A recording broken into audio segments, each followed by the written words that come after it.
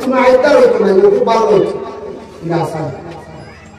বলে আচ্ছা ঠিক আছে। আচ্ছা আরেকটা জিনিস গেলে রং কি লাগছে তোমার দিকে খারাপ লাগে বুঝেছেন? আল্লাহ বলে আল্লাহ মুসা বলে আল্লাহ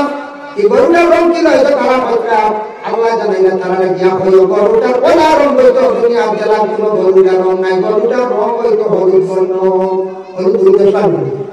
নেরাগুলা আছে, লাল আছে, খালা আছে, নাখরা কিনা দিবি হলুদ গরু না আই আপনার বাদ গরু আমি নেব হলুদ জায়গাতে হলুদ আয় না হলুদ বর্ণ শুনছি আফ্রিকার গরু আছে যাই হোক হলুদ বর্ণ হইলে আমরা হলুদ যেমন তারা হলুদ তুকা নিয়ে আরম্ভ করতে হয়। কিন্তু এর আগে বনি ইসরাইল এর আগের ঘটনা এখানে পর্যন্ত রাখিয়ার পরে সুরা দিয়া বনি ইসরাইল আরেক বান্দি আসলা তার স্বামী আসলা আমার স্বামী স্ত্রী আসলা শুধু একটা ছেলে আসলো স্বামী তার ঘরের বিবিরে বলিল বিবি আমি একটা কোনদিন মারা যাই আমার বাচ্চার লাগে কোনো সম্পদ রাখিয়া যাইতাম না কিচ্ছু নাই। আচ্ছা গো বিবি একটু গরুর বাচ্চা আছে অবশ্যই করি আমার আওলাদর লাগি রাখলাম বাবা চিন্তা করো আওলাদর লাগি পিঠা রাখতা বাড়ি রাখতা গাড়ি রাখতা বাবা মরার পর্যন্ত প্রত্যেক গার্জেন টকলে আওলাদর ব্যবস্থা করিয়া দিয়া যায়। বাবা চিন্তা করিয়া কইল গো বিবি আমার আওলাদর লাগে কিচ্ছু নাই একটা গরু বাচ্চা আমি সম্পদ রাখিয়া যাইয়া আমি মরি গেলে এই গরুটা চাইয়া রাখিও আর আমার আওলাদকে তুমি গরু একটা দিও বিনিময়ে হে বিক্রি করিয়া ব্যবসা বাণিজ্য করিয়া খাইতে পারো। খুব গরিব ফ্যামিলি স্ত্রী বলে না না তোমার গরিব রাখতে গুকিলা রাখবা বেটি মানুষ তুমি আপনার মরে যাও যদি আর তুমি যে কমজোর বেটা বুঝছে মরে যাইব বেটা আগে অসুবিধা করবে যেটা মানুষের বুঝে মরবার আগে বুঝবে আত্মা বললো না তোমার গরিব অন্য কোনো অবস্থা হয় বেটা তার দিলে জানে জানি আর জঙ্গল লাগিয়া গরু ছাড়িয়া দিছে গরুর বাচ্চা ছোট গরুর বাচ্চা ছাড়িয়া দিছে ছাড়িয়া দিয়া বলল আল্লাহ আমার নিজে গরু রাখা সম্ভব নাই আমার বাচ্চার একটা সম্পদ তোমার হাওলা হয়ে তোমার কাছে আমার রাখিয়া গেলাম আমি হঠাৎ মারা যাই মরে পারলাম আমার শরীরের অবস্থা ভালো নাই আমার আওলাদ বড় ইয়াতে আমার আওলাদের সম্পর্কটা আপনি ঘুরাইয়া দিও আমার যাতে আমি দিয়ে যাই আর কারো বেটা গরু দিলে জানে তুই আমরা লাগে তুই ভাই বলে সাগর তুমি আল্লাহ আওলাদ দিয়া হবে বাচ্চা দিয়ে জন্ম খুলি যাই ইয়াতে হয়ে যাবে সময় এটা দিলে জানে জঙ্গল গরু দিয়ে আসছে তো ইয়া ইসব পেশের বেটা মারা গেছে গরুর দিবিয়ে শুনো বাচ্চার লিয়া জিন্দগি কাটাইতে গরিব মানুষ ছেলের কইলারে বাবা তোমার বাপ তো মারা গেছো কিরা খাইতাম তুমি জঙ্গল যাও সোনা লাকড়িয়া নগি যাও ছেলেরা কিন্তু বড় বালা ফরমা বর্দানাও না বাবার কথা শুনে মায়ের কথা শুনে কিন্তু মার আদেশ করে প্রতিদিন জঙ্গলের মধ্যে যায় গিয়ে শুকনা লাকড়িয়া নিয়া ছেলেটা বিক্রি করিয়া টেকাটা 3 ভাগে ভাগ করে এক ভাগ নিয়ে দেয় মায়ের হাতে এক ভাগ দিয়ে খরচ আনে আর এক ভাগ আল্লাহ রাস্তার মধ্যে খয়রাত করিয়া এইভাবে প্রতিদিন লাকড়ি বিক্রি করিয়া টেকাটা 3 ভাগে ভাগ করিয়া রাত্রিটা বড় সুন্দর করিয়া কাটায় ছেলেটা এক ভাগ ঘুমায় এক ভাগ তার মায়ের সঙ্গে গল্প করে কথাবার্তা করে মার গাড়ে বসিয়া বিভিন্ন গল্প করে মায়ের মহানতা জয় করে আর এক ভাগ আল্লাহ ইবাদতের মধ্যে সে কাটায় রাত পড়ছে 3 ভাগ রুজিরে পড়ছে 3 ভাগ ছেলেটা এইভাবে তার জিন্দগি কাটিয়ে যায়। আপনার একদিন মায়ে কইলে ও বাবা এখন তুমি মোটামুটি শিয়ান হয়ে গেছো বহুদিন জঙ্গলে গেলে লাকড়িয়া উড়ায় বিক্রি করে আর কতদিন করতে তোমার বাবার একটা সম্পদ তোমার লাগি রাখিয়া গেছো বলে মা কিরাম বলে একটা গরু বাচ্চা তোমার বাবা জঙ্গল ছাড়িয়া গেছো তুমি যাও আমার বিশ্বাস তোমার বাবার কথা কইয়া ডাক দিও আল্লাহর হাতে আমানত কইয়া গেছো না কইছো গরু ভাই ভাই যাও গিয়ে দেখছেন গরুটা জঙ্গল আছে নি যদি বাবার হক সম্পদ দিয়া তাকে তুমি ঘুরিয়া ভাই ভাই ছেলেটা জঙ্গল গিয়া বাবার কথা কইয়া আল্লাহর ডাক দিয়া কইছে আল্লাহ আমার বাবাকে সম্পদ রাখিয়া তোমার কাছে আমানত রাখলা আমি বড় গরিব আওলাদ আমার আওলাদ আমি আওলাদের সম্পর্কে আপনি ঘুরাইয়া দেখবা হইতে সময় যেমন জঙ্গল থাকি হলুদ বর্ণ একটা গরু আমি আইছে সুবহানাল্লাহ আগে মা আনতে লাগে আনিয়া বাড়ি গরু যে মারে বলো মা গরুটা বেশি নিতাম না রাস্তা মায়ের নাম বেশি না রাখা কষ্ট হইল তখন মারে শিখা মার হুকুম ছাড়া চলে না মারে শিখা কত বেশটা মায়ে বলে যাওয়া বাজার 3 দিন আর বাইরে বেশি নেই 3 দিন আর মনে হলে 30,000 আগর দিনার গরুলে রানা দিছে রাস্তাতে মানছে জিজ্ঞাসা করলো বা গরু বেচতে দিলে বলে জিও দাম কত বলে 3 দিনা বলে আমি তোরে দিব 6 দিনা ইলা কই বেশ হই বাইরে বসে আর বাজার গরু লাগ দিলে দাম কত বলে 55 দিদাই চল্লিশি বলা না দিদাই 40 কম এই বেটা কই বাড়া যা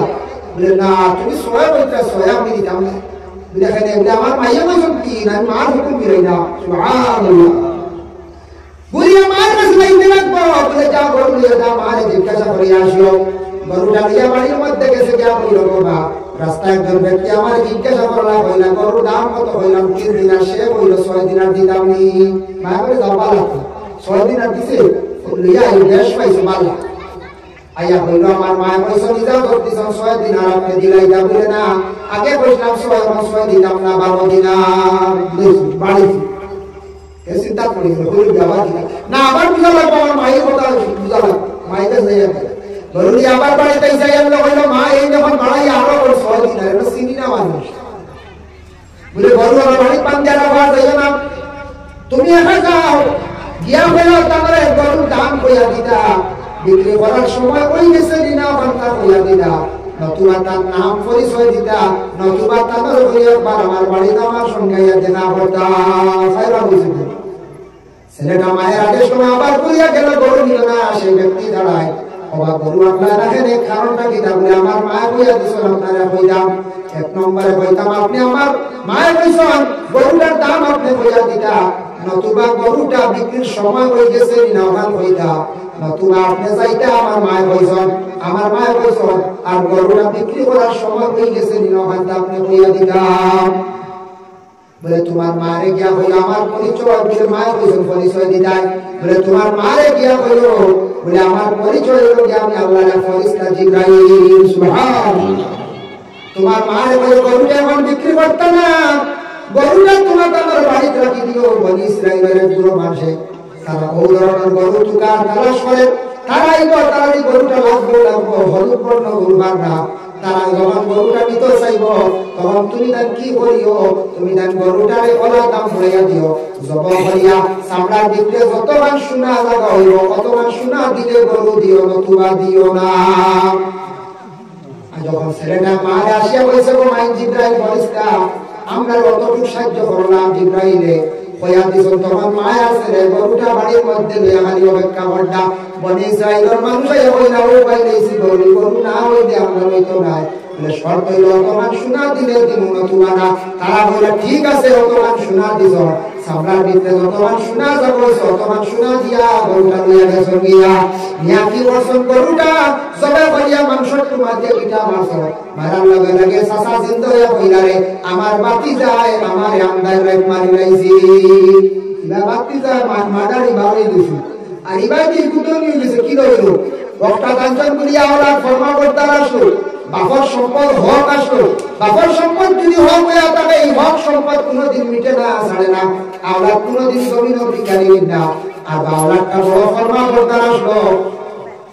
আওলাদটা বড় ফরমা করতে আওলাদ আসলো বাবা এর লাগি ফরমা করতে আওলাদে মায়ের খেদমত করছে মার খেদমত করছে বেশিরভাগ তার মারে বেশি চাইছে রাই বলা রুটির করছে রুজি রোজগার করিয়া মার তো দিছে খয়রাত করছে তার খরচ করছে এর লাগি বাইরে জীবনে রুজি রোজগার করবাই বাবা সম্পদ নাই ভাই মা তো বাবার তো কিছু টাকা দিও মা বাবার মন জয় করিও খুশিরা মা বাবা জীবনে দোয়া দিবা আল্লাহ রাস্তার সময় বেশি খরচ করিও আল্লাহ খুশি হইবা আর খরচটি করতে হিসাব করিও বাবা জীবনে করার চেষ্টা করিও বে হিসাবে ওই কোনো সময় খরচ করিও না যে আল্লাহ বড় গরিব আসলো আল্লাহ তারে লক্ষ লক্ষ না কোটি কোটি টাকা আল্লাহ মালিক বানাইলো একমাত্র মায়ের খেদমত করতো আর বিশেষ করে আল্লাহ রাস্তার মধ্যে খয়রাত করার কারণে গরিব আল্লাহকে আল্লাহ কোটিপতি বানাই দেয়না আজ থেকে 15 দিন আগের ঘটনা বলে রাখাটো তলিব বাবা শুনছি আমি 1,18,80,000 টাকা দিয়ে গাছ কিনার ভদ্রলোকে আমি নিজে দেখলাম বিক্রি হয়েছি আবার গাছ করেছেন লইয়া গাছটা কাজ করাইছেন হয়তো 3-3.5 লাখ টাকা খরচ হয়েছে টোটাল মিলাইয়া পরে বিক্রি হয়েছে 21 লাখ টাকা আল্লাহ দিলাইছে বেটারে পুরো আল্লাহ দয়া হয়ে গেছে গিয়া এর লাগি দেখো বেটারে 3 লাখ 21 লাখ কত লাখ লাভ হইল 18 লাখ লাভ হইছে বলা না হায় কোন সময় আল্লাহ কিনা দিবা কোন সময় কোন ফুয়া বান্দর এবার ইসলাম মা 6.5 আল্লাহ বন্ধ করে দিবা কিন্তু আল্লাহর কোয়া লাগবে ও লাইনে 18 লাখ লাগবে না না তো আল্লাহর রাজি করা লাগবে তাই আমি আপনাদের কাছে আমার বিশেষ অনুরোধ দোয়ার আগে আমি সাহেবপুর সরকার দোয়া করে লাইব মাদ্রাসা মানটা দেখছি বলছে বাবা বড় প্রায় হয়ে গেছে গিয়া কিছু আর সিমেন্ট লাগে ওখানটা সুন্দর হইতো প্লাস্টার হইতো কিছু যখন মনে করো কাভারটো লাগে ফ্লোর হইতো ফ্লোর বাকি না আর রোড লাগে বুঝেছেন আসুনিরা কোন ভাই কোন সব আসুনি বলে আমি তোর হাত করে দিব বা বালি দিব বা সিমেন্ট দিব হে জেলা ভারত তোরা খুব পাশে থেকে সকাল ওই মার দোয়া করি মা আমার নাম খলিলউদ্দিন